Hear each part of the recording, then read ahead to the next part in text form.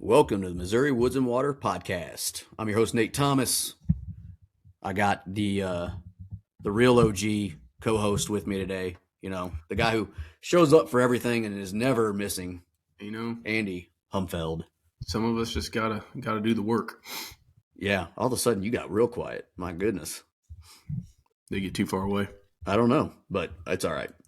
Anyways, we're going to make this a quick intro because it's actually a decently long show. I wasn't planning on it being a long show, but then it became one because our guest today, John Collins with FoxPro, has all kinds of awesome information for us. So today's show is a great guest. He's a great guest, yeah. It's basically, we talk about breeding season. We discuss, some shows they've been going to, Western Hunt, Great American Outdoor, NWTF. So we talk about that, and then we get into breeding season, stuff like that. And it's a lot of good talk about coyote hunting. So thanks to John, he was actually hunting, left the field, came in to record with us, and he's back out hunting now. So we appreciate him taking his time and doing that with us. Let's do our sponsors, and we'll get into this show with John Collins. Huxworks. Andy's wearing their hat right now. Oh, yeah. Can't say enough. I mean, obviously, Huxworks, if you listen to our shows, we went out to the SHOT Show, got to hang out with those guys, see their new stuff.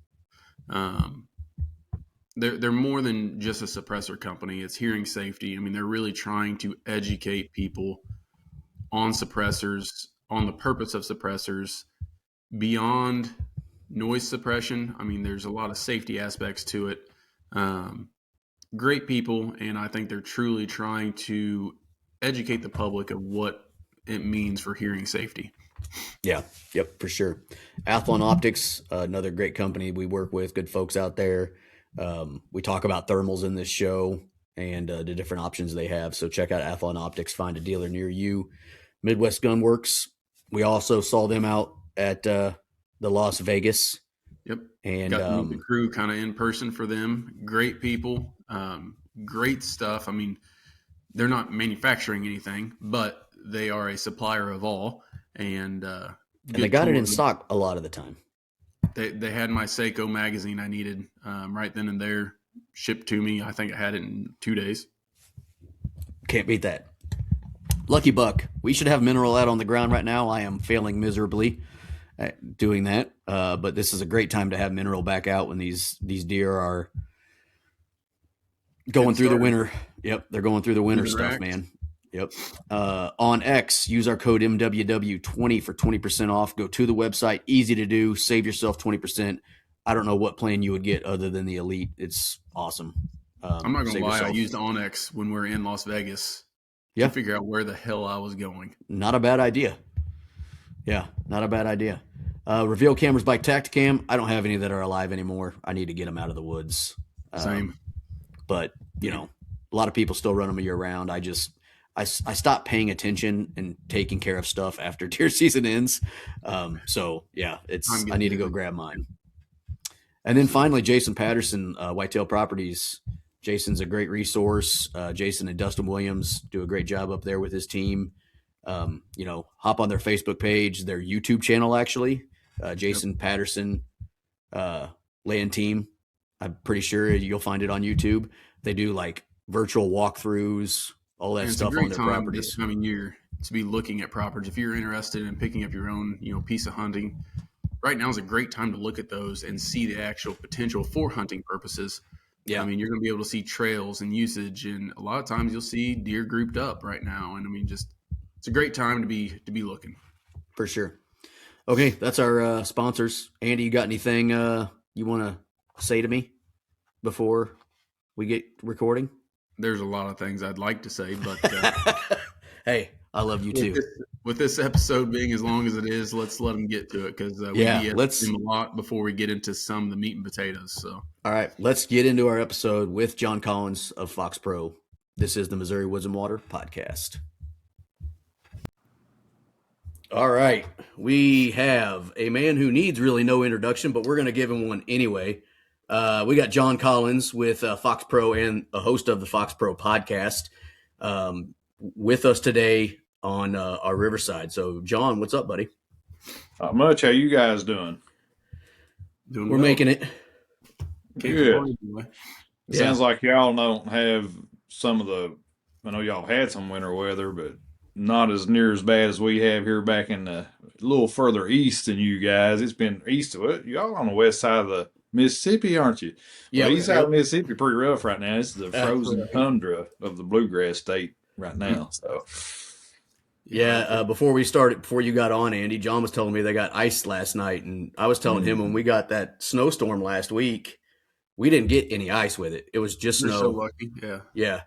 And yeah, we got that's snow and ice then. Now we got more ice. And the that snow never sucks. left. It's been single digits almost every, for lows almost every day for the Yeah. last 2 weeks. I mean, we We're still got very snow on the fortunate. ground, but not much. Yeah. Yeah. We're fortunate ours lasted maybe a week of like cold temperatures and stuff, Yeah. but we never got any ice with it, just snow. I know here at my shop, the biggest challenge is that it warmed up there for a couple days and then it froze again. So like some of my exhaust pipes and stuff for my heaters and stuff sucked in condensation and froze on me. So nowhere near the issues you all are facing. They're just straight freezing. Right. Well, Yeah. it's kind of crazy too. Y'all ever heard that old timers would say it's too cold to snow? Like, you ever heard that? Like Yeah. they say, like it'll get down single digits and stuff. And they say, yes, my dad used to say it all the time. And he ain't gonna say it now because he's still around, but he's that was ice. I say something about snow. It's ice going to be too cold. It's too cold to snow. Good grief, it's snowing all day. It was 5 degrees here. But anyway, I brought that up to Dad. I talk to him on the phone about it every day, and he's still cattle farms and stuff, and he was out feeding and stuff, and snow coming down like crazy. I said, I thought you always said it when it gets cold like this, it don't snow. I said, that stuff ain't right. That's miserable. That's miserable, Yeah. especially if you're breaking ice and everything else, trying to get water to get out. Yep.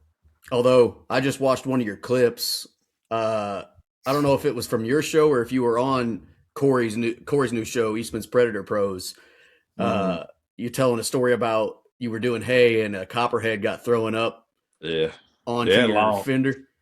Yeah, that was a long time ago. I used to work for Dad, and I've probably mentioned it to you guys before, and anybody that's ever listened to me at any stretch of time knows, my dad's a beef producer, and he used to work me like a dog.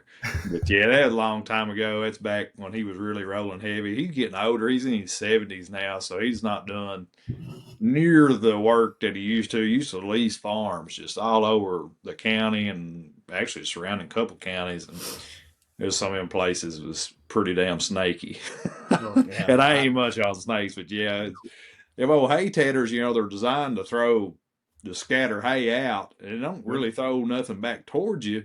But how that snake hit, a snake got way when it come out, it flew it, and it smacked right up on a daggone fender. And of course, Yeah, I listened to that. I watched that life clip is. and I watched that clip and thought to myself, that tractor would have ended up in the next creek and I would have been back up at the truck. I would have jumped off the tractor. I have no doubt in my mind. I would have bailed. I would have been fired immediately. I'm not much on them. I can remember after Dad, at the end of the day, and I told him about it, and he was all excited. He's like, "Oh, them copperheads are pretty snakes. I wouldn't care to have that to make a." Dad wears cowboy hats. Wore a cowboy hat my entire life. He's, but anyway, he said, "Yeah, I wouldn't care to make a hat band out of that copperhead with Scope Bassett. I ain't getting that damn thing." Told him where it was at. Of course, it was all nasty. It was probably 90 degrees that day, but yeah. Carolina dang snake. Well, if it's not horrible weather in the winter, you get snakes in the summer. So that is what it is. That's Kentucky too. That's what people don't realize is this place here can get just as cold as anywhere in the country, and it can get just as hot as anywhere in the country. We definitely have all four seasons when it comes to weather. Yeah, we're the same way. I get a kick out of wintertime. I remember last week when it got down to whatever it was, Andy, 2 degrees, or people were telling us to open up our cabinet doors and drip the faucets. And I always think about a company I used to work for was based out of Wisconsin. And that boss I worked with would just laugh at us down here about how we handle the cold. And I was thinking about that because I did. I opened up our cabinet doors and I dripped the faucets on our north wall, just to make sure nothing froze up. And up there, they'd be like, "What the hell you got to do that for? Just insulate properly, and you wouldn't have these issues." But Yeah, that's we right. just I mean, it yeah, doesn't happen in the Missouri Kentucky region as strong and as long as yeah, it does up in Wisconsin. Well, yeah. especially right now, they're talking 33 degrees in Panama City. I mean, that Listen, I was in Florida like 2.5 weeks ago or something like that, and it was cool there. When we first got there, it was actually like in the 70s, like mhm. mid 70s. But then it got like in the 50 that night. The next day, it didn't get none too warm. Then it was down in the 40s the following evening. And then when we got up to leave, and we was down there hunting, we was down there filming down there towards Okeechobee. So we was down there a pretty good piece. But when we left out that last morning, come back home, it was 37 degrees at Okeechobee, Florida. And I remember talking to a rancher down there, and he's worried to death about it. He's like, "Well, we've already had 2 frosts this year or something like that." And I was like, "What are you worried about?" He's like, "I'm worried about our pasture." And I was like, "I think y'all be all right." That But grass is going they to be just fine. don't see it. They just don't see it, and it could Yeah. be so. And me saying that, I don't know nothing about Florida grass and Florida pasture. They got a lot of different looking stuff there, so it could be severely affected by frost. I don't know, but I remember when he was saying, I was like, You I guys think be you'd be fine. all right. Yeah. I was Yeah, telling it my is daughter fun. about Florida being so cold and could kill some of their fruit. She is very devastated and worried about her strawberry supply. Yeah, yeah, She's yeah, 7, so I mean, put it in perspective, she's 7, so she's very concerned about her strawberry supply. yeah, yeah. Which For that's a good rightfully that's a good so. concern. Yeah, I like strawberries. Yeah, Well, we were talking before we hit record, and before we get into kind of the coyote talk, you're getting ready to leave to the Great American Outdoors Expo, which we have not been to. yeah. Um, but you were talking about how so last year we went to the Western Hunt Expo, Hmm. and it was a lot of fun. I would strongly recommend going to that. Yeah. This year we went to SHOT Show. It was still fine. Las Vegas is not I ain't, necessarily my I ain't speed. much on. I No, don't care if I ever go back to SHOT Show. no, I would say the same thing. It I was it have was Although, cool people. to see I have once. people every year, like early on. Like when it gets December, you always have all these people. Hey, you gonna be at SHOT? You gonna be at SHOT? And I'm like, damn, I hope not. Yeah. I I ain't was in been Las there for years. Vegas. I was in Las Vegas when I was 19 years old, and I remember it being cool. I just thought it was cool. Yeah, And this time, I was like, man, that is a dirty ass city it is. It's bad. Yeah, with just I a mean, lot of sin. Which I guess it is called Sin City, but yeah, yeah, and I understand. People go in there and have a good. They enjoy it, whatever it is, and like the lights and all that stuff. I ain't saying nothing bad about it. But it's just not for me. And I ain't. yeah, there I you didn't. go. yeah. I'm not much on the show. The SHOT Show itself either. FoxPro used to have a booth there for years, many years, and if I told you guys how much money it cost Oh, I can to I imagine. wouldn't be even. up there for that I've never show and probably have a toured them. booth and staff it and you got to eat and hotels and all that stuff, you'd be shocked how much it costs. And we've had people this year like, I can't believe there was no predator hunting, uh, type booths there and all that stuff. It's like, man, and they don't. And SHOT Show, the show itself, they don't cater to us. If you're not a shooting sport brand, they care. They don't do anything Right. for you. So it's just like no reason to be there for us. I can Yeah. see where your Western Hunting Expo, your Great Outdoor Expo, like 100%. those would be way more beneficial. Just from we went to the ATA before, and we went to the Western Hunting Expo, and I think Nate and I would both agree that those were very more geared towards our like kind people. I Yeah. mean, with Yeah. us on here on this podcast. So Well, that's the thing. Like the ATA show, everybody goes to the ATA show is a hunter. right, Correct. Not everybody goes to the SHOT Show as a hunter. Not even close. no. But yeah, and actually it's the first year we didn't do ATA. ATA's kind of Yeah, it's went kind of dropping. south. Yeah, So this unfortunately. first year we hadn't done it, and unless something Yeah. changes, I don't think we'll ever be back to it. So all consumer shows from here on out. It's going to be a busy week. Harrisburg, Pennsylvania, Great American Outdoor Show. It is huge. It's a 9-day long show, and the way it falls this year because the calendar has kind of jumbled some other shows together. So it's kind of like a week later. So we've also got NWTF going on the same week, which we'll be at, and we'll also have a presence at the Western Hunt Expo in Salt Lake City. Me and Big Al Morris will both be in Harrisburg for Great American this weekend. I'll be there Saturday and Sunday. Al will be there Saturday, Sunday, Monday. I got to come back here to Kentucky on Monday, then turn around on Tuesday and go to NWTF and set up for that. So I'll be there the rest of the week, but I'll be out to Western Hunt Expo, and he'll be doing seminars at both places and stuff. So if anybody's up at the Western Hunt Expo or the Great American Show, come check us out. And of course, come to NWTF, we'll be there. That's what I'm most upset about, not going to Western Hunt this year. Last year, we went to one of Big Al's seminars. Seminars. And this year I was really, if we went back, I was just going to mess with him the entire time. But, we don't get to. Yeah. Last year we sat next to his wife, and he would say something. She'd go, "Yeah, that's because of this." And I love the razzing going on. A little bit. I loved it. Yeah. Amy. Yeah, she's a sweetheart too. Yeah. Yeah, she's funny. And then, we got to spend some time with Al, and he did a great job. So if you are going out to the Western Hunt Expo this year and you have some time, I would strongly recommend going to Big Al's seminars. To me, they're not really seminars. It's entertainment. They're talking. He talks to you guys. That's all it is. You guys are talking. He's talking to the crowd. They're asking questions. He's answering them. Stuff like that. So it's a really good time to take some time out of your day and go do one of his seminars for sure. Yeah, his is mine's more technical, and his is more entertainment. Yeah. But I shouldn't put it that, because his is you get technical. I mean, he tells you. I mean, especially if you answer. I mean, he just knows so much. He's done it for so long, and everywhere, north, south, east, west, and everything in between. He's just a wealth of knowledge. Just wealth of knowledge. And it's not just coyotes. He's talking about elk out there too. I mean, he's been a part of so many. Calling up. He'll be up there in Harrisburg telling them guys up there in Pennsylvania for the Northeast how to call alligators. Oh, that was a great story. I forgot about that. Yes, he did. That was a great story. Yes. He's done it. He's just done it all, and he has. And the thing is you'll always have people asking, like, well, you can't come to my state and do this, this, this, and that. And he's like, you want to bet? I've been your state. I've hunted your state. And I did do that. Here, and if he hasn't, he'll go and do it. This pile of coyotes I killed in your state.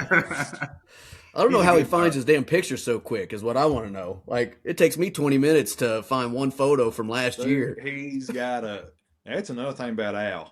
I can't remember nothing. That man got a mind he's like an elephant. It was like a steel trap up there. We've been at places before, and he'll say, George, it's been 30 years since I've seen you. And George, I'm just calling, and guy be looking at him like, who are you?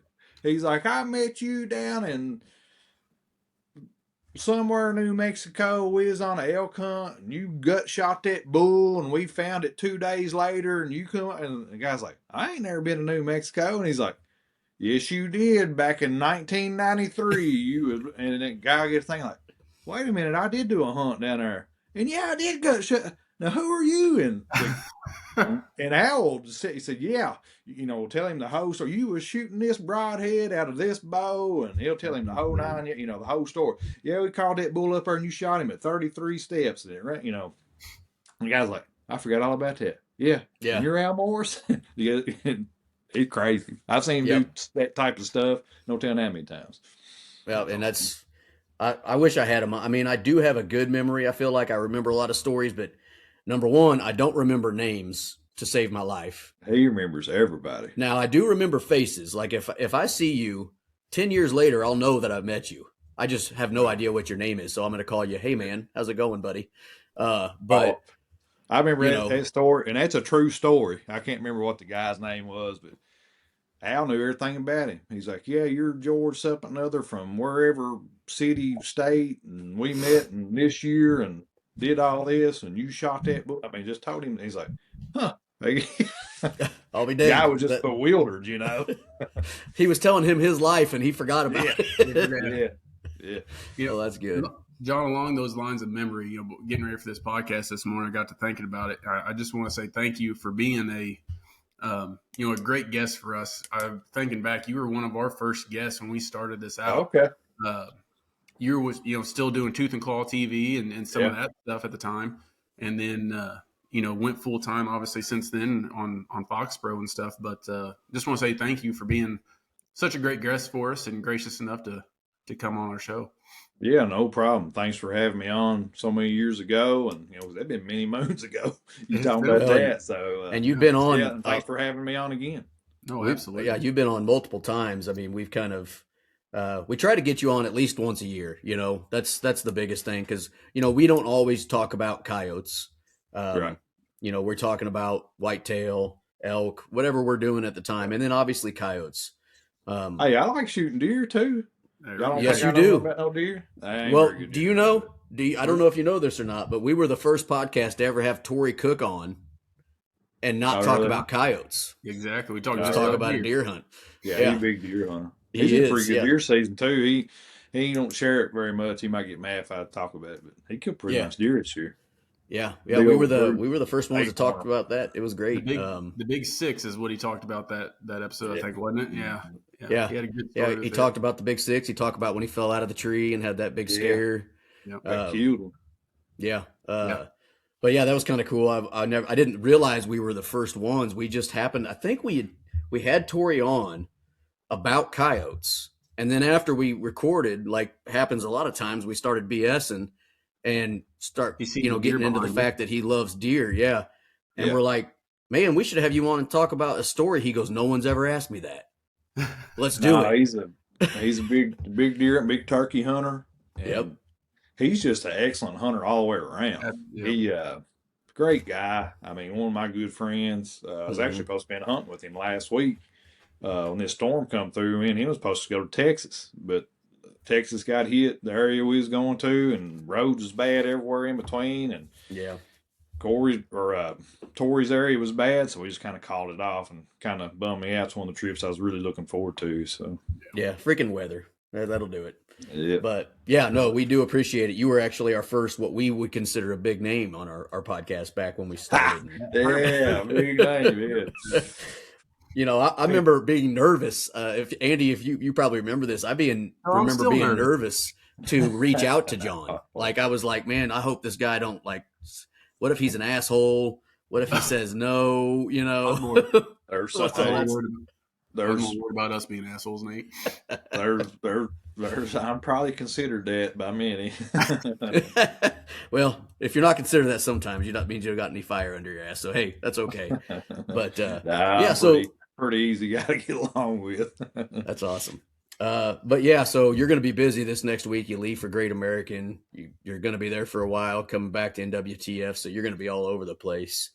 But we kind of talked about it before Andy hopped on and right before we hit record. But our thermal season in Missouri changed.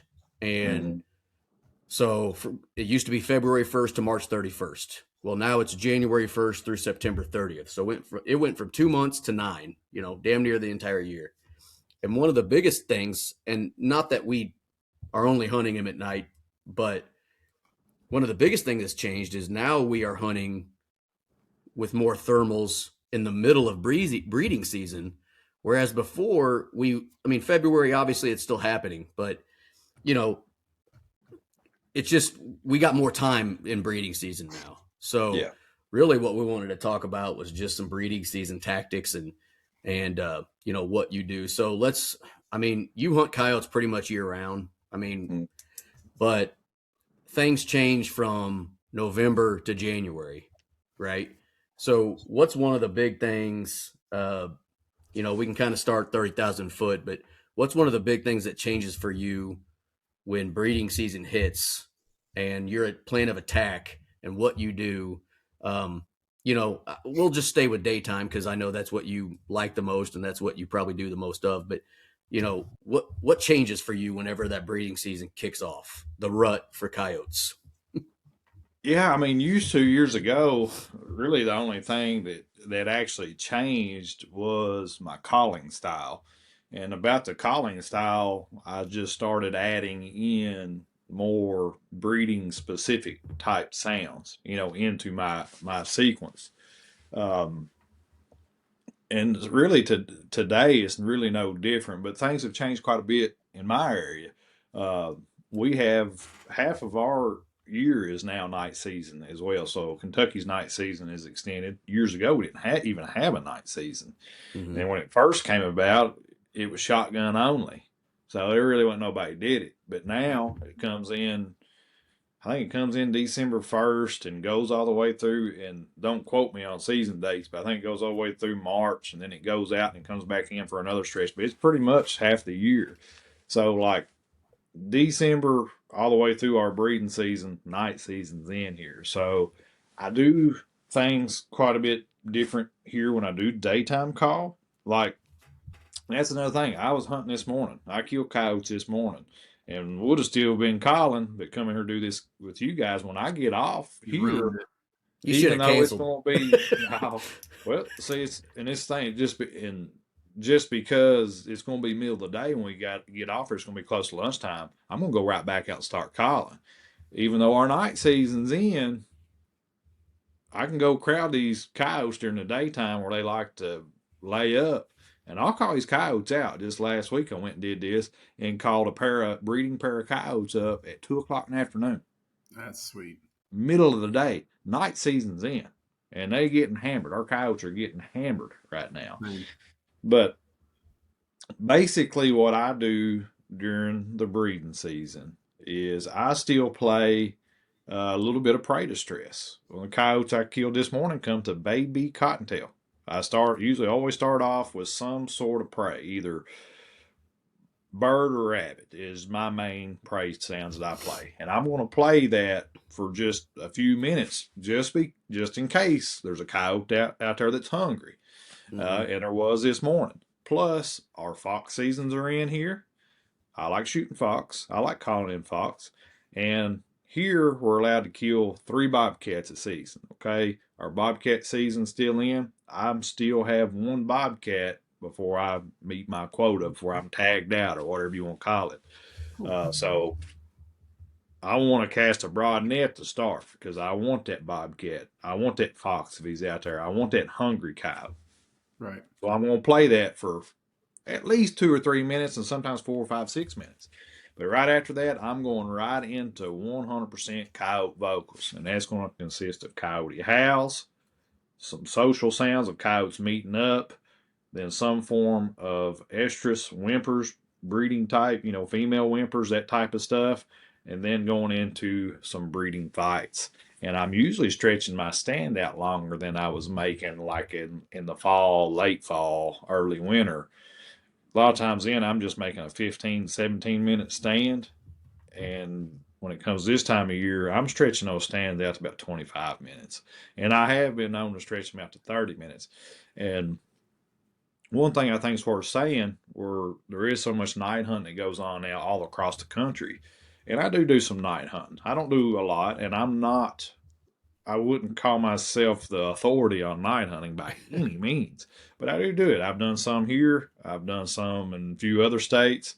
I don't do anything different as far as calling wise versus daytime versus night. I get asked that all the time, and I just do the same thing no matter what as far as calling goes, and I have results when the sun's up or the moon's up. Yeah. So I'm the same way. And I mean, what's funny is I've thought about it. At night, I'm calling just like I would during the day. And I always think to myself during the day when I'm not being successful, should I be doing something different? Like I just, to go back to your prey distress, Andy, we talked about this recently, I'm pretty sure, in one of our podcasts, me and you, or maybe before we recorded. My memory sucks, like we just talked about. But I like to start with prey distress too. And my thought behind it is I'm not really messing anything up. If there's a coyote there that's hungry, that might pull them out. Or if they're, really close and a howl might startle maybe a subordinate coyote because they're really close, maybe a rabbit wouldn't. So I like to start with that. But, there's people have asked us that why would you start with prey? And I always go back to what Big Al told us. You want to paint a picture. So if I start with, let's say, baby cottontail, like you did this morning, 3 minutes, and then right after that go into a howl, I mean, it kind of seems like a coyote just killed a rabbit to a coyote that's in the woods, doesn't it? Well, I mean, so I mean, there's one thing about it you'll see people every once in a while, because I'm pretty big on talking about sequences. I really am, and because I like painting that picture. I like that progression of things that probably could have happened in the woods or in the field or whatever. But there'll be some people like, well, you ain't got to play a sequence. It's just randomly play all this stuff, and you're just looking for a trigger. Right. And that's true. That's true. Because you might have to play through a range of different sounds, and a coyote might listen and hear every single one of them, but it might be that third, fourth, or fifth sound that you play that actually triggers them to come in. But the way I look at it is, when it comes to a sequence, just look up the definition of it. It's, a sequence. If you play more than one sound, it's a sequence. You play the sequence. And that sequence might as well make sense, right? And plus, it's easier to keep up with. Why would you, go so hit a rabbit, hit a howl, hit a raccoon distress. Maybe I'll hit a fox distress. I'm going to play a female whimper. I want to play, why have it unorganized? Go ahead and organize it, put it in, paint a picture, tell a story. You're still going through different type of sounds and different type that could result in different type of triggers. And that way you can keep up with it a lot better, and it makes sense to you. Not that it actually makes sense to the coyote. I don't think coyotes think like we do, but I think it can help you out by putting it in a sequence that actually makes sense. It'll help you keep up with what sounds you want to play. Yeah. It definitely helps my OCD brain, that's for sure. Because there's some of these guys like, oh, it's stupid. Just go start playing sounds. Just play a bunch of different sounds that you've had success with. And that's totally, there's nothing wrong with that. I say this all the time. There are many, many right ways to call in a coyote. I just share with people what I have success with. So, yeah, take it or leave it. It calls coyotes. And I was thinking in my mind, you talk about educated coyotes. Well, if a coyote's smart enough, maybe it can put together like, hey, that's a weird sound after I just heard that. Like, I don't know. I take that chance away that coyote might be smart enough to understand that wasn't the right sequence, that there wasn't the right turn of events, he shouldn't be hearing that. Yeah. They definitely get call shy and definitely get educated, and they can get educated to sounds. There's some people that don't think that is true, but I know it's true. I've just done it so long and have filmed them and done all this stuff with them, and see coyotes out in the field and see them have positive and negative reactions to sounds. And if they have a negative reaction to a proven 100% killing sound file that you've had hard chart, let's just pull a sound out of the air. Let's talk about baby cottontail. Baby cottontail. Had success with it today. I have seen in the past get set up on coyotes that you see out in the field or whatever, or maybe you get set up and you look up and there's a coyote out there mousing. I'm sure several people's had this situation, but you play a sound to them. They don't see you. They don't smell you. They didn't hear you. You just happen to slip in on that coyote. Start playing baby cottontail. Coyote perk up and look, and all of a sudden turn and burn out of there. Now, why did he do that? Why did he do that? He's scared of that rabbit. I'm about the negative correlation. Yeah. Or have a coyote come in and he coming good, and all of a sudden he starts to circle downwind, and you might say, well, I want to stop that coyote. And so you hit a different sound file or something like that, just to try to get them to stop a fight, whatever. And all of a sudden you hit that, or pup distress, whatever. And then you hit that other sound, and all of a sudden they turn and burn off like crazy. Why did they do that? They can get educated on sounds, but I think it's almost, I always say you got to compare it to like a domestic dog.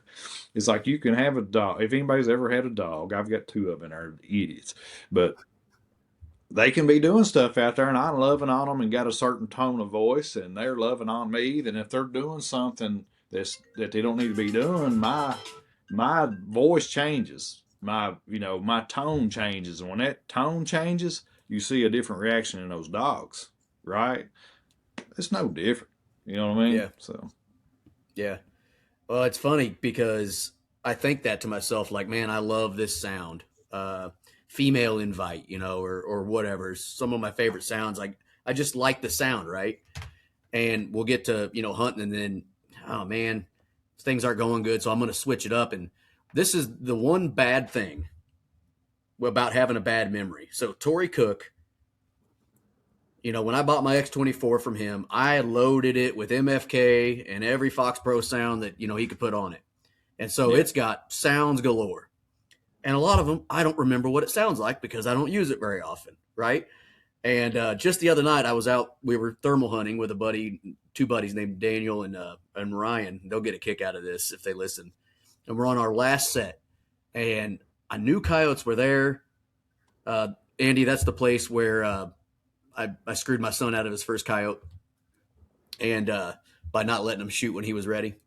And I knew they were there, and we've been getting them on camera all the time. And I'm like, wow, why are they not coming out? So I just kind of start scrolling through, and I see F siren, and I'm like, oh, that's that female siren sound I like so much, which is the wrong manufacturer, by the way. I'm pretty sure now, but anyway, and I'm like, oh, okay, and I click on it, and it's actually a siren. yeah, Which sort of sounded like a coyote.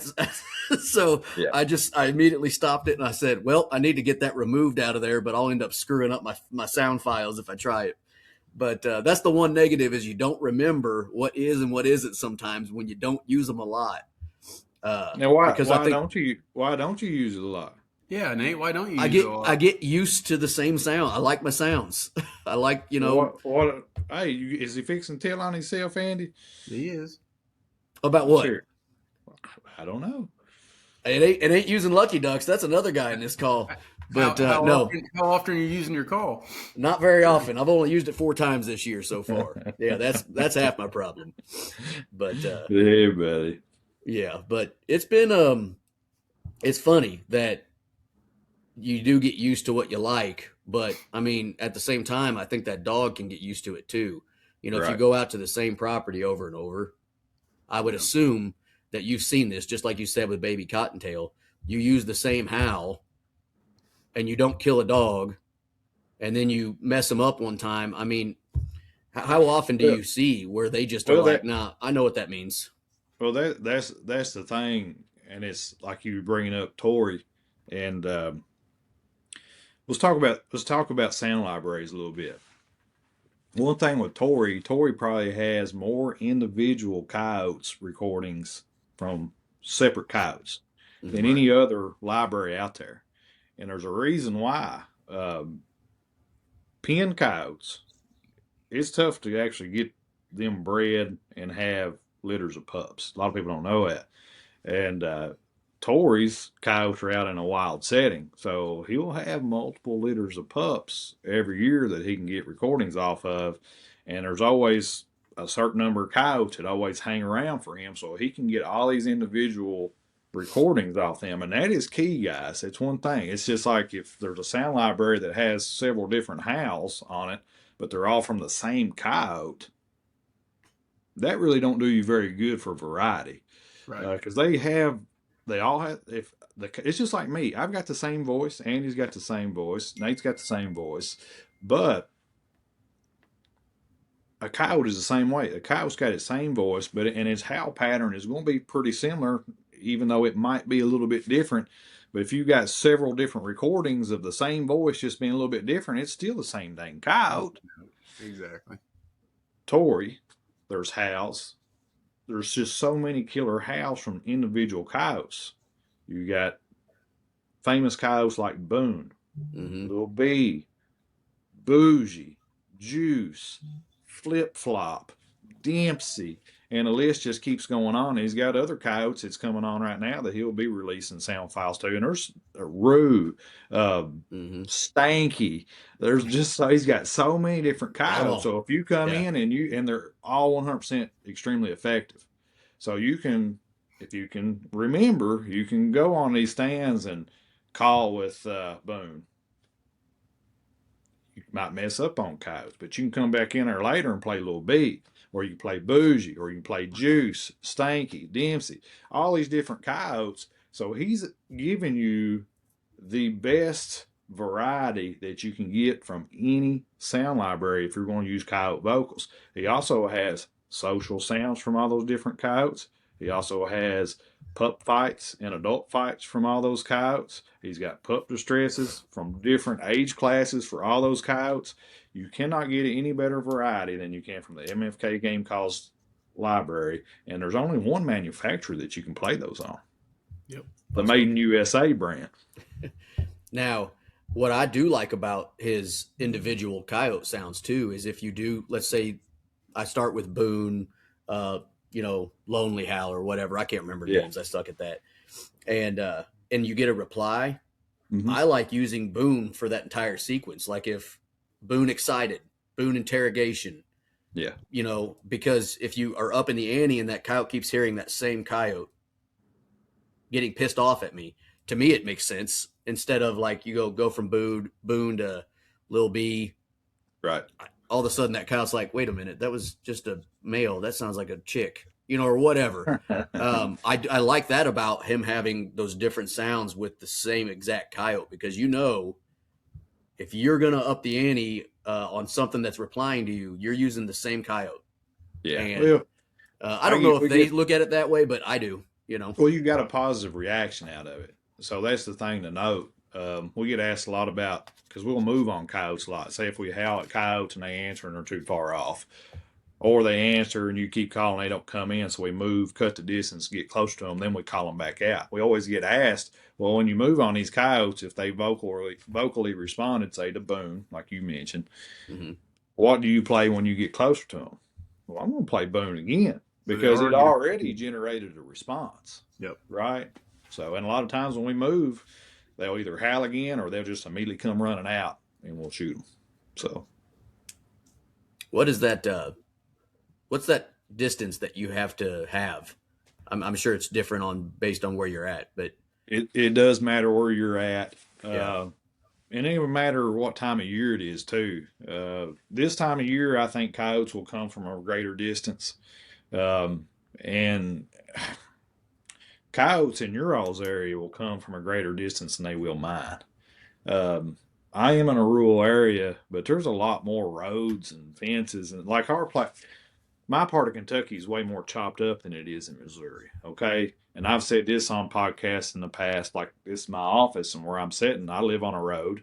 There's also a road right over here to the west, and there's a road right here to the east. And it's just, there's a road, holler, yeah. Well, I've killed coyotes right here. There's a hayfield here behind the house, goes down a draw. I've killed coyotes right here. But if I come out here and start calling, and if a coyote is over to the east and hears me, if he's, let's see, if he is probably 600 or 700 yards away, he'll have to go through a woven wire fence, cross a blacktop road, come through another hayfield, cross another fence, come down the bottom, go across a creek, come back up on top, go through another fence, and cross another blacktop road to get to me. It ain't gonna happen. Right. Too much work. But I can probably come out to your all's areas and places. Now there's areas here that I can get 700 yards and they'll come. I ain't saying that. But it's just all has to do, every stand you got to treat differently. It just all depends on so many different factors. Lay of the land, how hard the wind's blowing, how many obstacles they got to cross or go through, right? And your area. I've seen many times out some of the western states, especially something like that you see big owl hunting a lot. You see coyotes coming, and they're dots. You can't know what kind of animal it is. You just know they're coming to your FoxPro, and they'll come from well over a mile away. But that can't happen here. Yeah. So, we don't see it a lot. Answer the question, I want to be within 400 or 500 yards of my coyotes. Okay. Yeah. And obviously that changes during the day and night too, and what you have permission on. At night I feel a lot more comfortable getting up and walking towards coyotes than I do during the day. I always feel like I'm going to get busted during the day. And you could. Yeah. Especially if they reply, like you said, like if let's say you play Boone and they reply to you, the whole time I'm moving, I'm thinking, what if they're moving towards me right now? And I should have just stayed put, you know? Yeah. And then when I don't kill a coyote on that stand, that's exactly what I think happened. You know, well, they came, they saw me walking or whatever. But I don't know Andy, what do you see? I mean, we don't see, I'd say at night, what was that last year? We had that one come from probably 1,500 yards away that we watched her just slowly work across that field. Then she crossed that gravel road and then we killed her. Mm-hmm. But, you know, we just don't get to see as far. I'm guessing they're moving. Right. We just don't see that, you know, because we got some haulers and some rolling hills stuff too. I mean, that 700 yards sticks out in my mind of where I see, you know, first start seeing coyotes. And part of that is just because that's about as far as most places I can see. Right. Yeah. I always start to wonder, you know, I can get coyotes to howl back and respond. And then, you know, 10 minutes later, they kind of show up from that general direction, but a little different. So I always wonder, okay, was that those same coyotes or was there something in between us that never made it possible either way, you know? And then I always wonder, okay, they responded, were they coming? And then like a dog get distracted, you know, when they lose interest. If I wasn't playing the right sound or right whatever, you know, I've seen that before to where, hey, all of a sudden a coyote shows up and they kind of came, but then they nose to the ground. There's something, they take off a different direction and they don't want anything to do with me. I've noticed that a lot, like what you just said there. You'll see this a lot when playing prey distress sounds. You'll have a coyote coming and then they might stop and get after something. They either cut a track on a rabbit or jumped a rabbit or a mouse or whatever. And then their attention totally goes to that. You don't usually see it with vocals, but you will see that with prey distress from time to time, for sure. Yeah, if they're coming into a rabbit and they see a rabbit in front of them, why would they keep coming? There's one right there. Yeah, I mean, it makes sense. Makes me think of that cartoon where that dog's like, squirrel. Yeah. You know, and he gets distracted.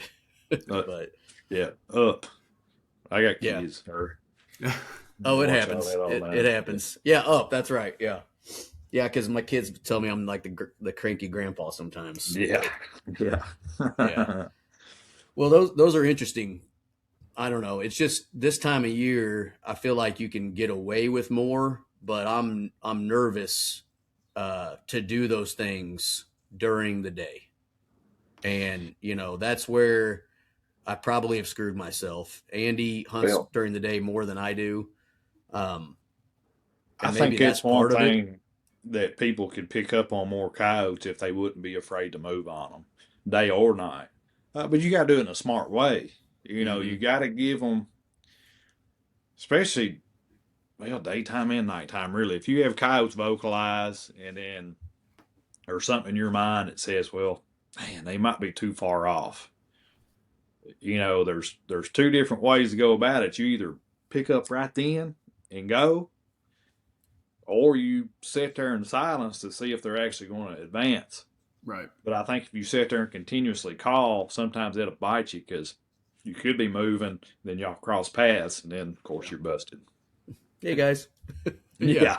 And it happens. I mean, it's just one of those things that you kind of got to judge the situation, I guess. Take everything that's, because like I said earlier, you know, every stand's different. It's just, there's so many circumstances, but you just kind of, from woodsmanship, experience, all that type of stuff, you know, you'll mess up. And I mean, I mess up all the time. I've messed up on our last 3 groups of coyotes I've called in a little bit.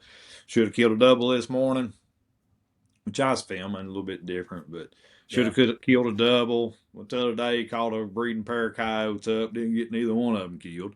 Yeah. And if I was just calling and killing, I'd have killed at least one, if not both of them. And the single before that, I called 2 coyotes up. I only killed one of them, but, you know, stuff.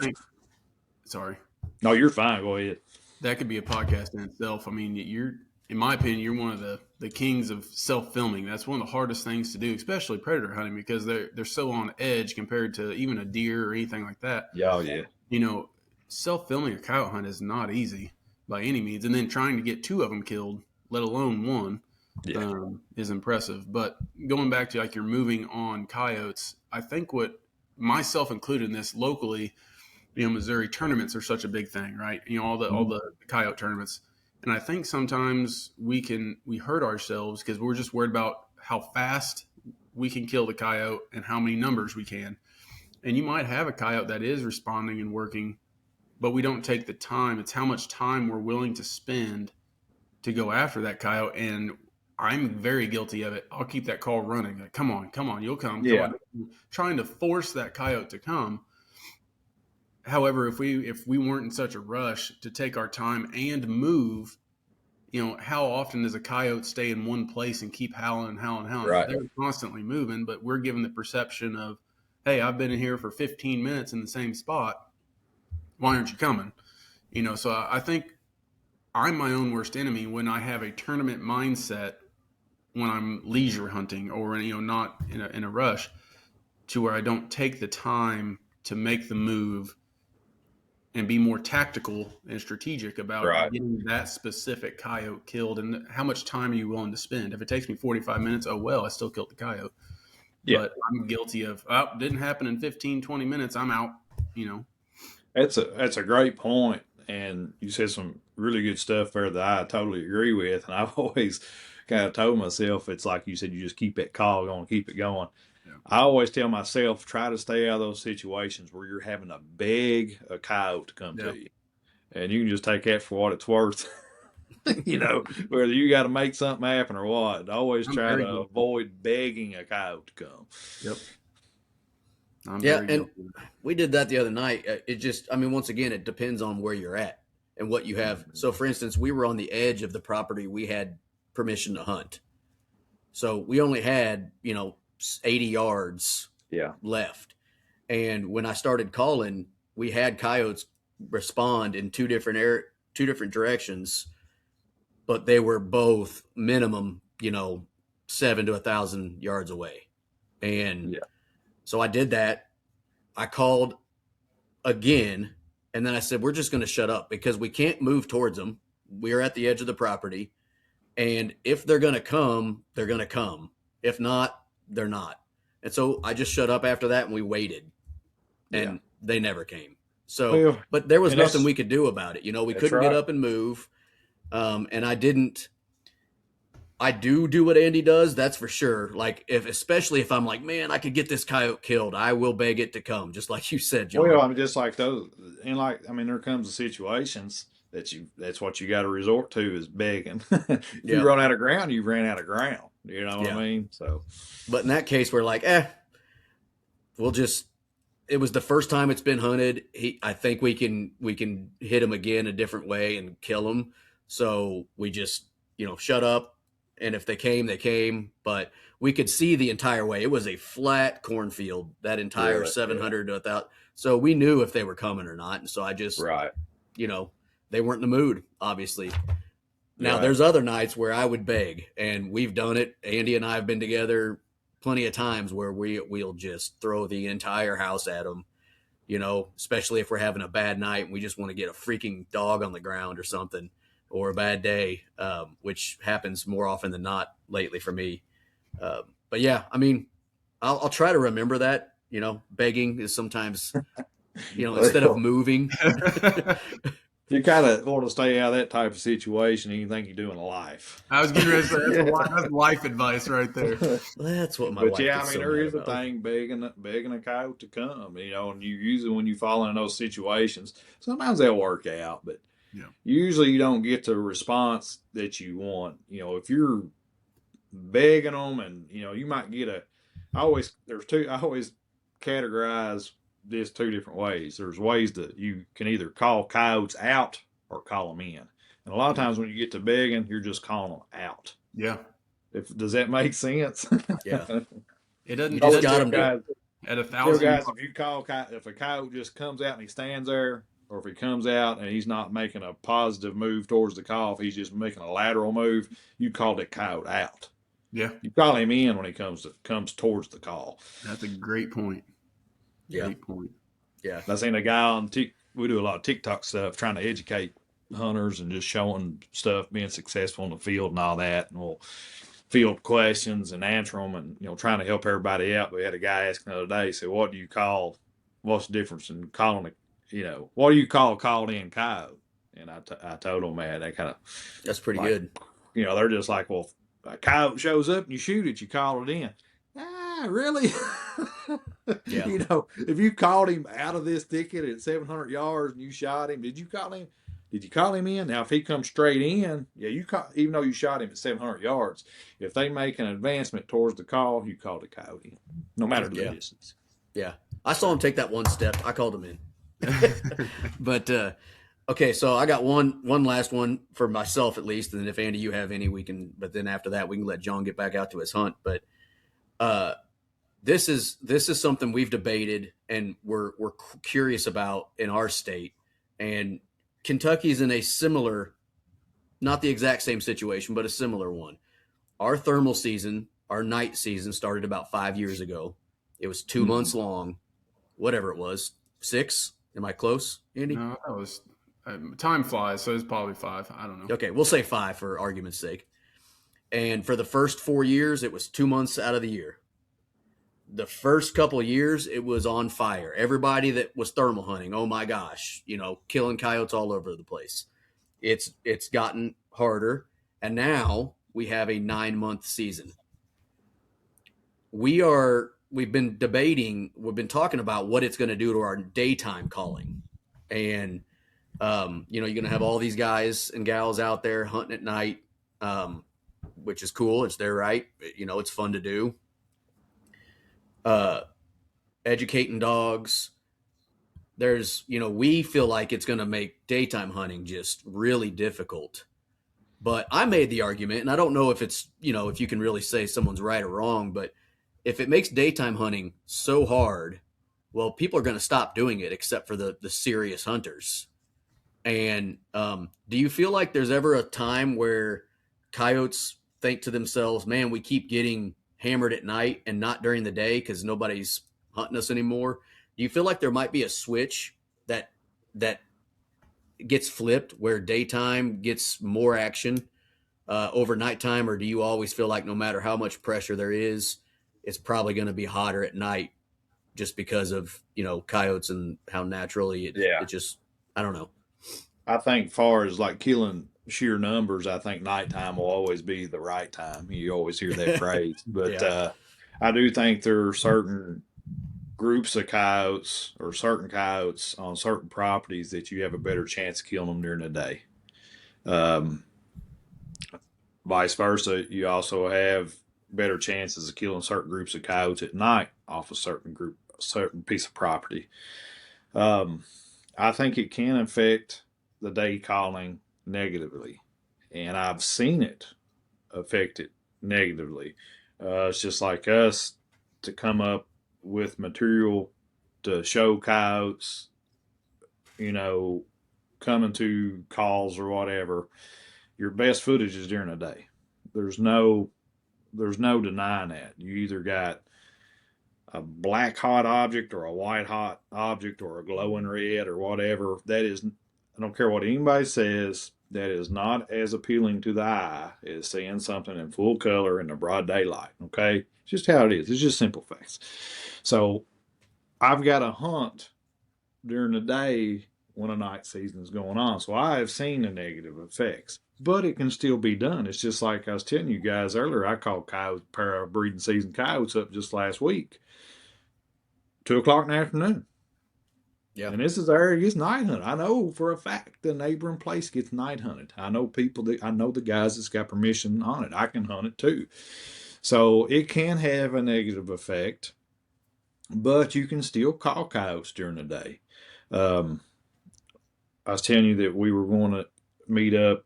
Me and Tori Cook were going to meet up in Texas. We were going to meet up with Chris Robinson of the Night Crew. Y'all know that show?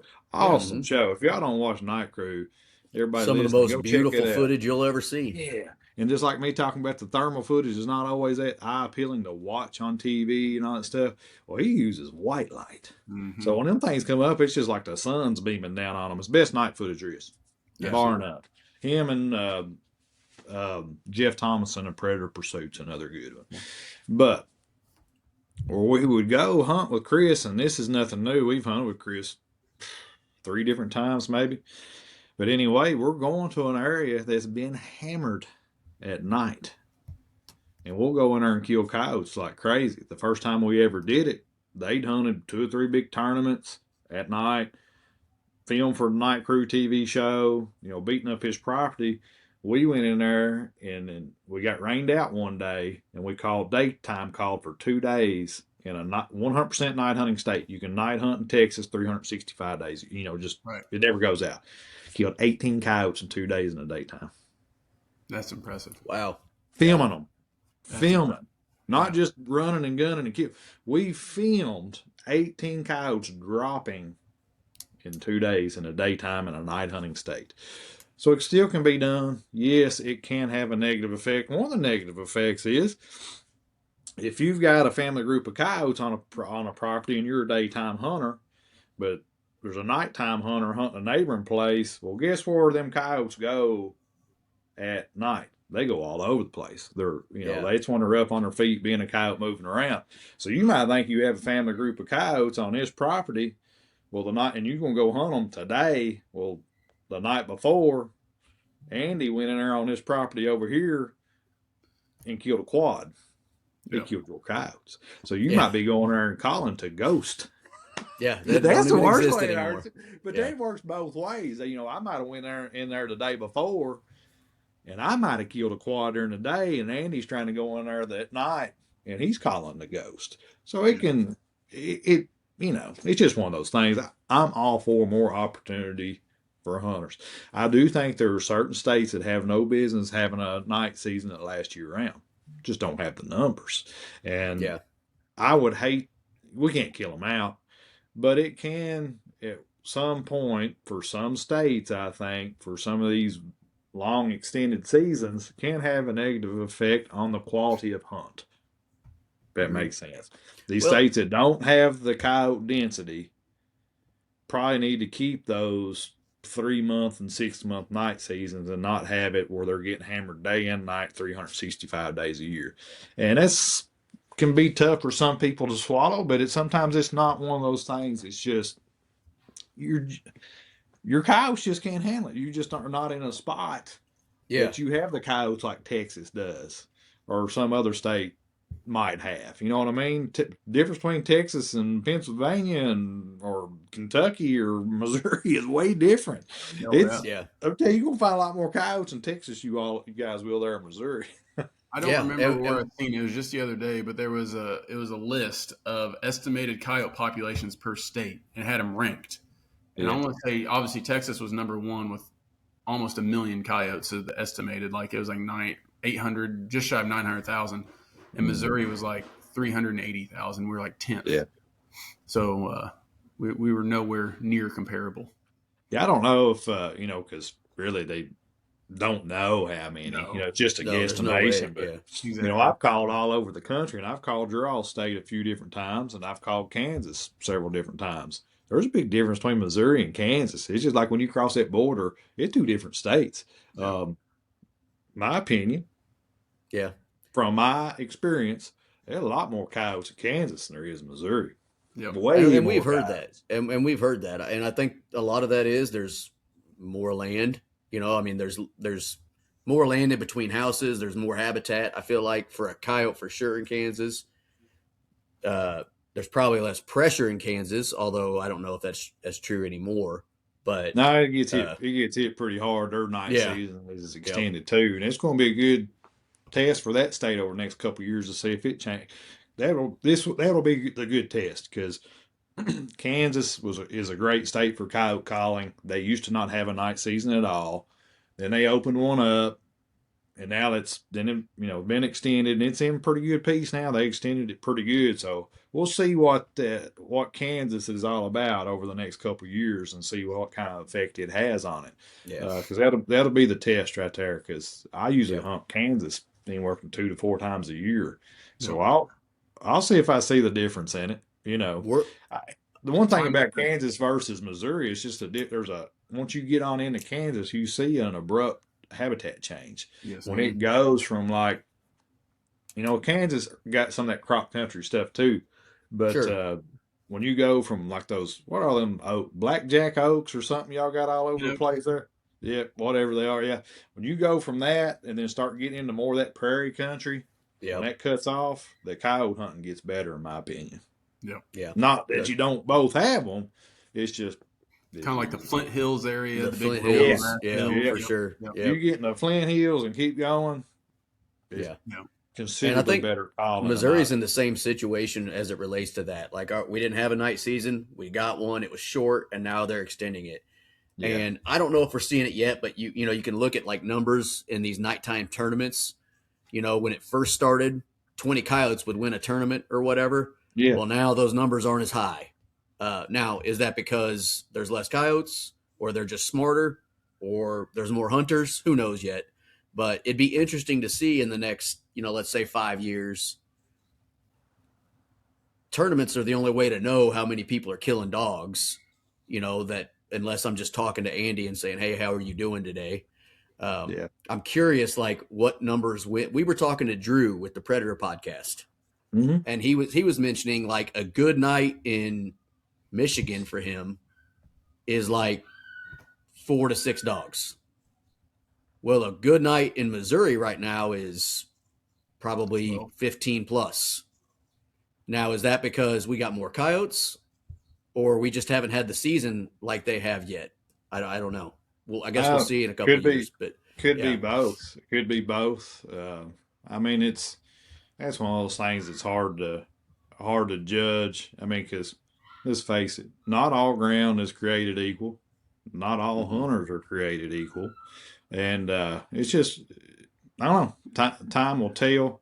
I'm all for the night seasons. Like I said, anytime you can give hunters more opportunity, there's just so many guys that love this sport that don't have the opportunity to go during the day.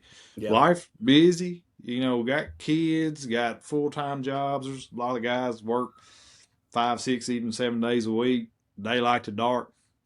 When they gonna go unless they take vacation? And I don't yep, want to see anybody have to take vacation just so they can coyote hunt. So, Very I true. think it's a great thing. I want to see guys being able to take advantage of a coyote season, extended coyote season, have a good time doing it. But yeah, I don't know. But it's like Texas. I think Texas is a great example. There's just which it's eat up. Texas is target rich. It's a great state. God bless Texas, right? You heard that, Right. but it full of coyotes, full of fox, gray fox, and stuff like it. Bobcats, just great state, and they've been night hunting ever since the beginning. And you can still go out there and kill a ton of coyotes. Clay Reed, the staffer down there, he puts on a tournament that's daytime shotgun only, and Yeah. you got to kill up in the teens to win that thing. Okay, so nighttime ain't affected that state none. it Right. doesn't sound like it. Yeah, You know what I mean? But it is one thing for states that don't have the population that another state does. What some people don't understand is you only have a certain number of coyotes that you can kill in a given year. There's only a certain number of coyotes that's on the landscape after all those pups hit the ground. In April, May, that's when you have the most that is the coyotes number. that's out Yeah, there. And then right after that, when all those coyotes drop, get put in the dirt in the ground, that's our highest point of coyotes that we have for the year. And as the year keeps going, Yep. see what I'm saying? It just yeah, keeps dropping for every week, every week, every week. And then you get to this time of year where we're at now, February, and going into March. That's when we have the least amount of coyotes. So, like right now, you are literally, well, now and all the way through March, you're calling to the least amount of coyotes that you'll have to call to for the That's a good entire point. year. yeah. Very good point. So Actually, you'll see guys struggle when it gets this time of year. yeah. Well, the reason is because they've killed most of the There's less coyotes out there. That's a good point. Yeah, Not all areas have the coyote Awesome. density where you can kill coyotes out of it. You always hear this, well, you can kill a pair of coyotes out of here and another pair moves in. That's true, Came from somewhere. but not always true. See what I'm saying? If you kill this pair of coyotes and this pair of coyotes over here gets killed, that little spot could go vacant for until the 6 following months. pup crop. Yeah, Yeah. it happens. That might not happen in some of those prime areas of Texas and Kansas and some the Dakotas and all those other states. But it happens here. Listen, I've been doing this for a long time for a living. I depend on those coyotes moving back in. I don't have unlimited ground. I'm going back right now and hitting ground I beat the tar out of. Where I killed this pair of coyotes at today, that place had a family. It dens. There's always coyotes that den on it every spring. Okay, it's a good spot. It's a spot that holds them. There's something there that attracts them. That they raise pups there every year. I went in there in June, killed a single. I went back in there and it was either late July, early August, and killed a double, which ended up being a helper coyote and one of the parents. And then went back in October and killed the yearlings out of there, the young of the year pups.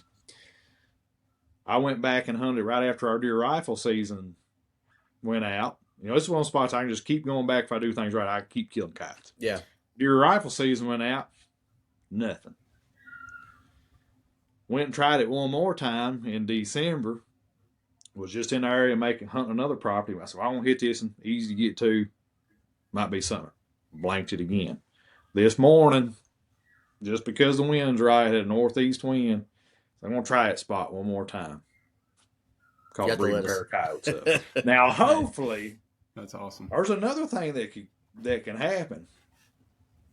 If that breeding pair of coyotes, say if I killed them both and I killed the male, okay, hopefully that female is bred and she's going to raise litter pups in there.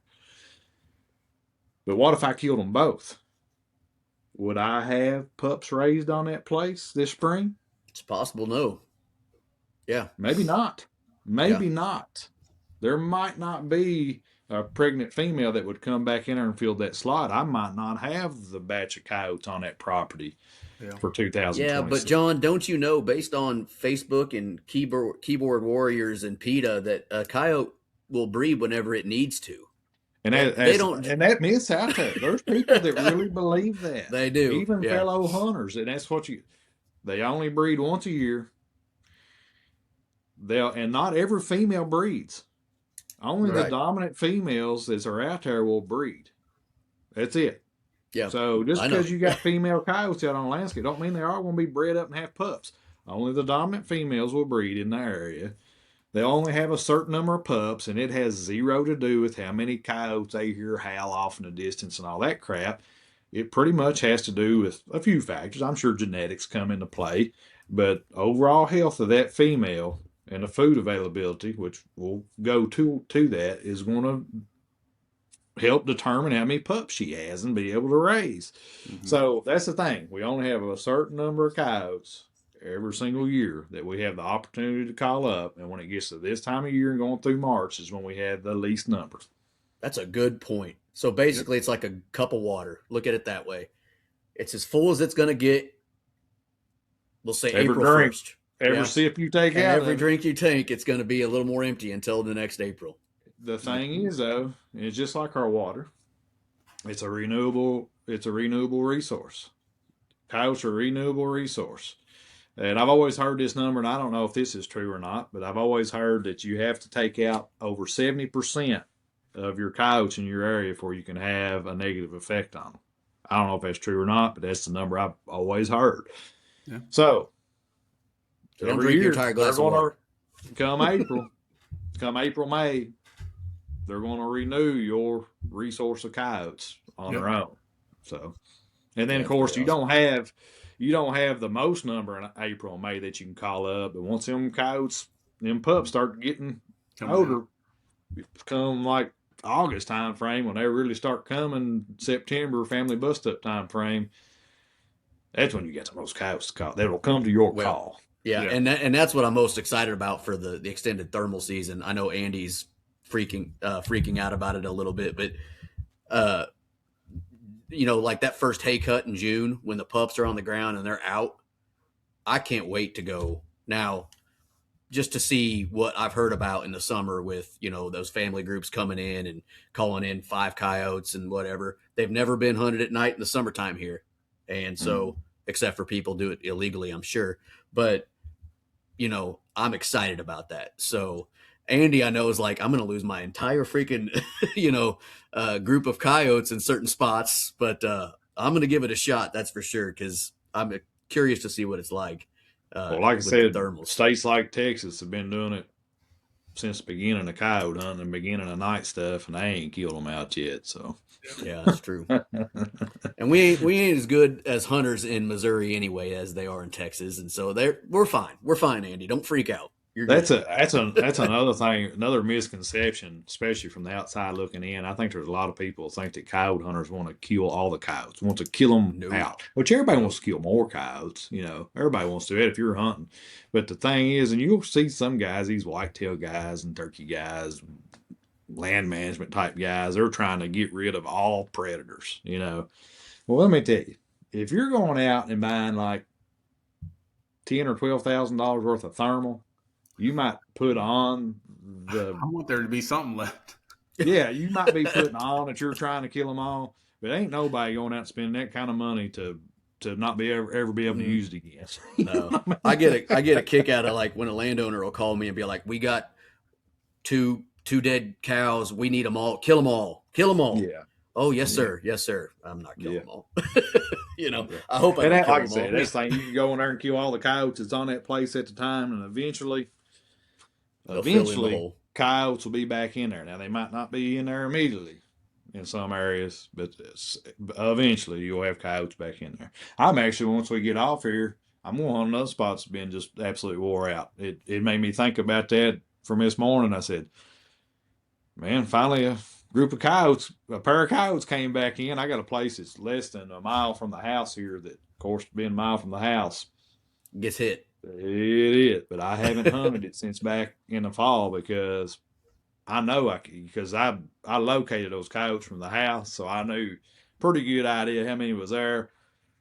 Man, I killed both parents off of it and killed the helpers off of it, and come back in the fall and killed young of the year. And I'm pretty sure I raped that place pretty good, but Yeah. could be a pair in there now. Yeah, Or could even a be. transient that's not a pair. You know what I mean? Yep. Because you Just still got walking those through. transient coyotes that's trying to find a home. So Yeah. there's some good coyote calling that can still be had through the month of February. And like I said, if you will throw those breeding type sounds into your sequence, you could pick up some coyotes that you may not have called up before. Sure. Yeah, for sure. Absolutely. Awesome. Andy, you got anything else for him? Just one last, we have to ask. So obviously you're shooting Ruger, but what is the caliber of choice currently? Well, I tell you this, it's not necessarily really your favorite, but it's not my favorite. I'm going to tell you a heartbreaking thing, and this is not to throw shade on Ruger because they're a great company, but the daggone suckers, they come out this Gen 2 Ruger American, which is a great little rifle. You cannot beat it for the money. I mean, you really can't. Looks good too. I mean, good looking Pretty rig. looking. Yep. For some reason, they decided they wasn't going to chamber it in a 22-250.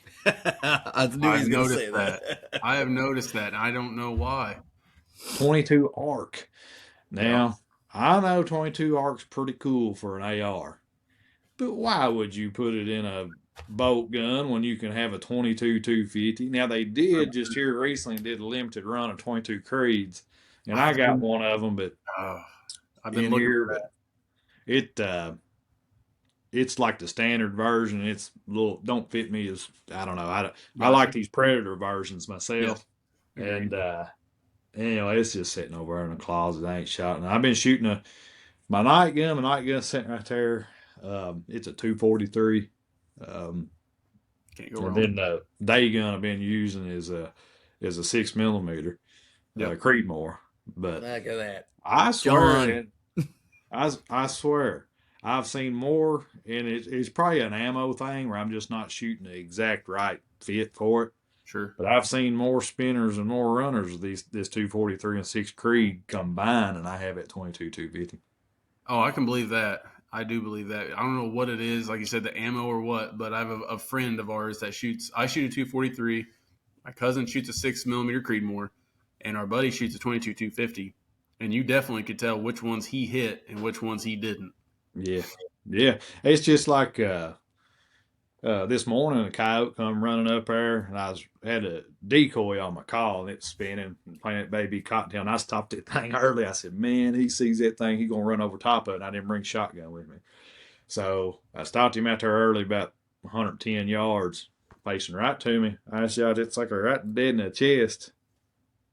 Sucker ran. That sucker ran like 25 yards, peeled out and run, and then dead. I mean, he's just as dead, but Right. I like seeing them. Yeah. What are you shooting out of it? What was that? On that 6th Creed, what are you shooting out of it? 87 grain VMAX. Okay. I went to the 80 ELD VTs. Mm-hmm. And I've got some of those over here. Actually, I got I think 4 boxes over there. I had 5. I think my brother they've been good rounds so far. Boxes of dang ammo. Anyway, I went shopping. I haven't shot it yet. I know Al's been shooting them, and he likes them. He said they kill really good. I need to make sure they shoot them. My gun shoots good and still right on with them. I ought to try them, but yeah, interesting. Okay, last question. I listened to your and Tori's podcast, and the 3 sounds. You have a pray, a howl, and a fight. For this time of year? Yep. Or year round? Ooh. It is the breeding season. That's true.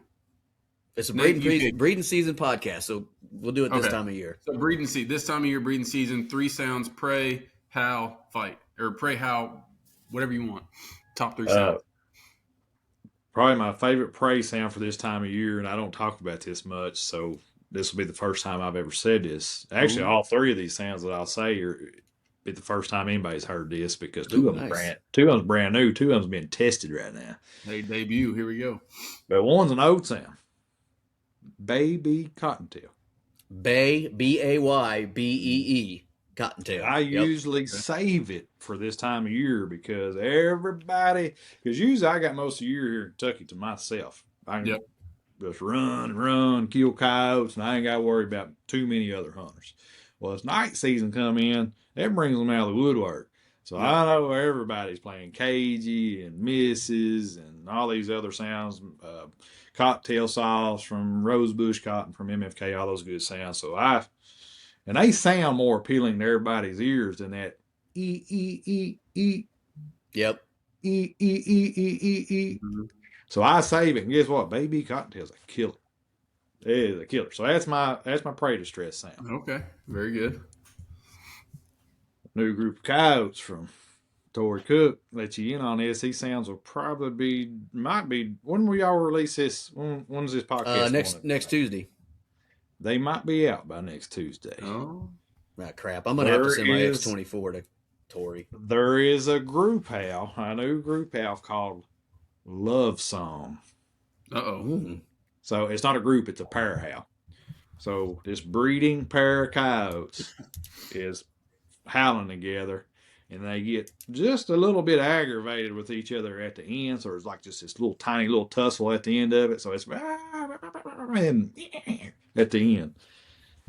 Man, coyotes answer that. They come running to it. It's a great sound to get coyotes to answer, and they advance to it. Okay. Awesome. It's awesome.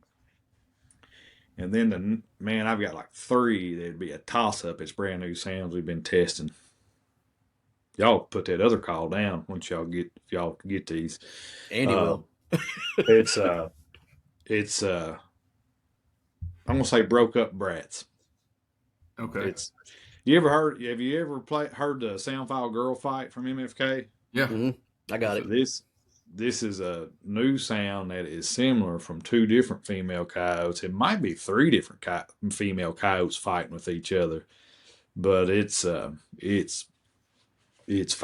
It's a fight. It's good. So Baby Cottontail, Love Song, it's a pair howl, and then Broke Up Brats, which is a female breeding season fight.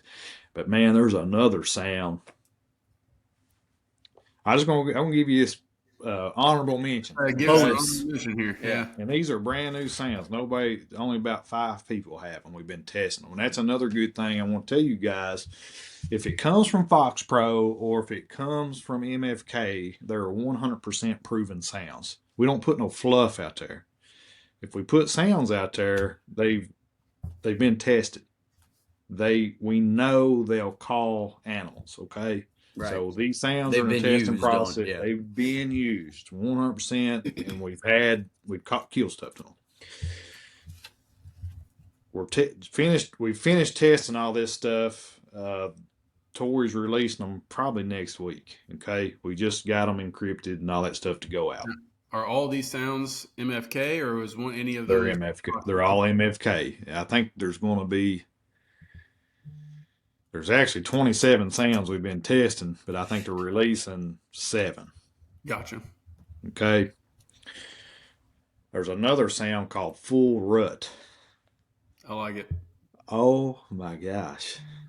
I think there's 3 different coyotes involved, and what it is mated up male and female doing their tussling up thing, kind of like a domestic dispute type thing, I guess you could say. And then there's another male coyote that's kind of clinging around, and this was recorded at 100% out in the wild. So this is not a forced sound. This is, it's not throwing coyotes in a pen and just making them do something. Right. This happens naturally out there. There's another male coyote that's clinging around, and the female coyote, I think it might be little B. We'll have to ask Tori about that for sure.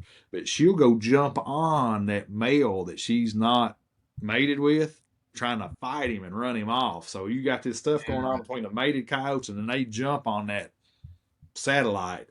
It's crazy. It's a very long sound file. Oh, I was just getting ready to ask you, does this rival Pound Town? Because that's what I like about Pound Town is it lasts forever.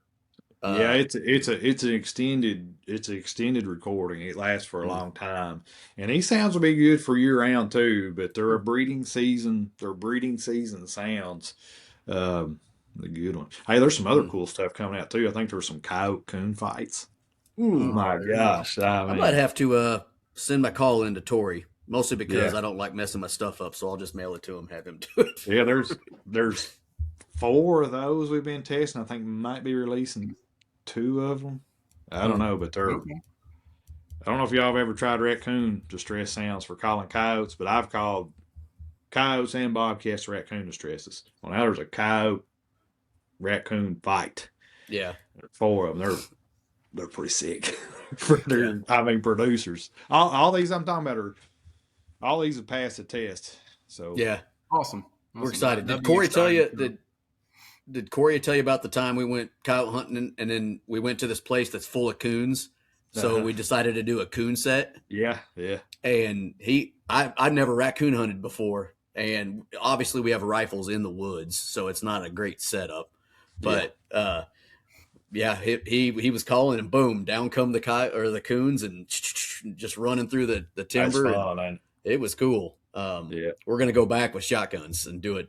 Specifically for them. But that's a fun thing to do is calling those raccoons. I know a lot of people, and I've mentioned this before. They're like, "Call them stupid raccoons." Go try it. It's a blast, and you always have a chance calling in coyotes and stuff. There's been several occasions I'm just trying to call coons for footage, and the old bristled up coyote comes in there and shoot him with a shotgun. Mm-hmm. Yeah. Awesome. Well, John Collins, we know you want to get out in the woods, so we're going to let you do that. We appreciate you coming on, man. Everybody check out the FoxPro podcast. Obviously, John's been running that for several years now, and it's a terrific predator hunting podcast. We don't have a lot of those out there, and we're getting better at getting them.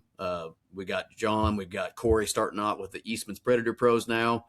So we got some really awesome predator shows out there. You got to go check it out if you haven't. So John Collins, FoxPro, thanks for coming on, man. Thanks for having us on. I want to thank you guys too for not only having me on, but doing some of these podcasts like this where we can help educate some hunters out there. I really appreciate.